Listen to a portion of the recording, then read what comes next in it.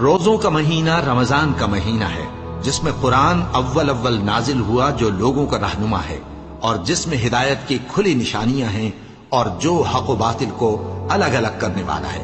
تو جو کوئی تم میں سے اس مہینے میں موجود ہو چاہیے کہ پورے مہینے کے روزے رکھے، اور جو بیمار ہو یا سفر میں ہو تو دوسرے دنوں میں روزے رکھ کر ان کا شمار پورا کر لے۔ اللہ تمہارے حق میں آسانی چاہتا ہے اور سختی نہیں چاہتا، اور یہ آسانی کا حکم اس لیے دیا گیا ہے کہ تم روزوں کا شمار پورا کر لو، اور اس احسان کے بدلے کہ اللہ نے تم کو ہدایت بخشی ہے تم اس کو بزرگی سے یاد کرو اور اس کا شکر کرو۔